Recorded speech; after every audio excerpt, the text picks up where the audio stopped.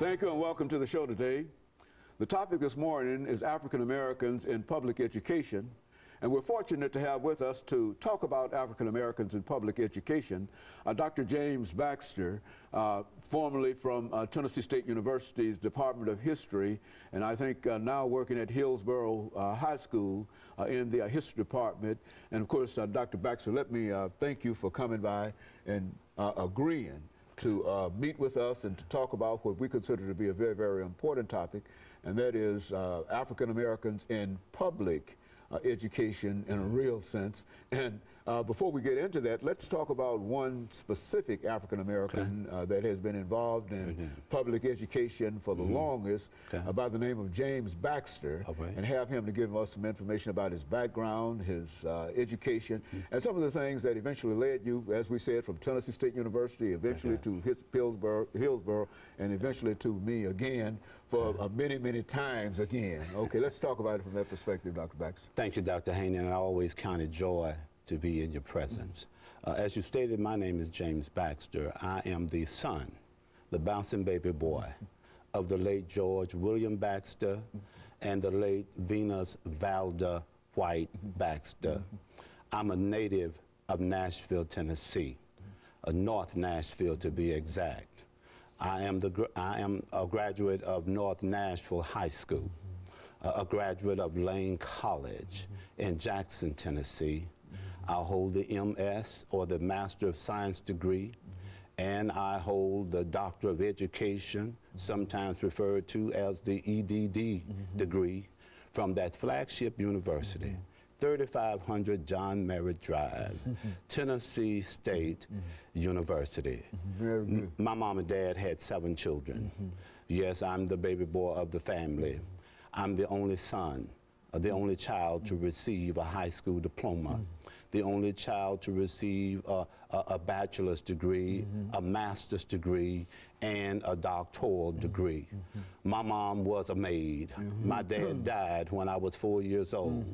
My mom was a maid by day in private homes, Bellevue, Green Hills, other affluent areas of Nashville.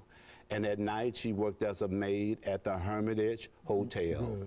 Her ultimate prayer to her God is that one of her children would at least receive a high school diploma. But God looked beyond all of my faults. He looked beyond our economic situation and look at what he has done. Not only do I have a high school diploma, I went on and excelled and received the doctoral degree. I believe, Dr. Haney, to whom much is given, much is required.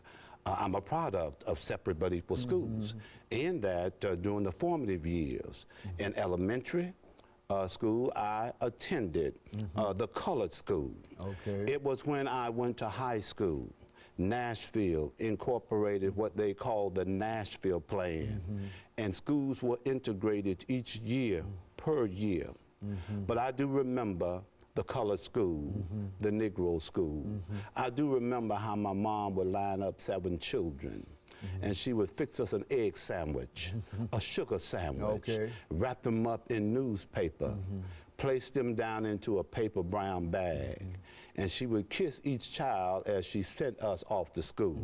Some of us, we had holes in our shoes. She had to cut the cardboard box and make a sole and stick it down in the shoe. I've seen that before. We had to wait on clothing to be handed down. I remember the segregated city bus here in the old city of Nashville. Mom would pay our fare. Then she would step off the front of the bus and march us to the rear like toy soldiers, and we would sit in the colored section of the bus. I remember when we would go to town the first of the month, our favorite hamburger was the Crystal Burger. But because we were colored or Negroes, we had to go to the back door, and Mom would place her order. And then when she paid for the order and she got the Crystal Burgers, we would eat the burgers behind the Crystal as we jumped up and down because we thought we had died and gone to heaven. Because we had to wait till the first of the month when that Social Security check came to get that Crystal Burger. I'm also a veteran. I served in the United States Army of America. I discharged honorably. I served at Fort Knox, Kentucky, Fort Sill, Oklahoma, the 101st Airborne Division, and yes, I served 14 months in Europe.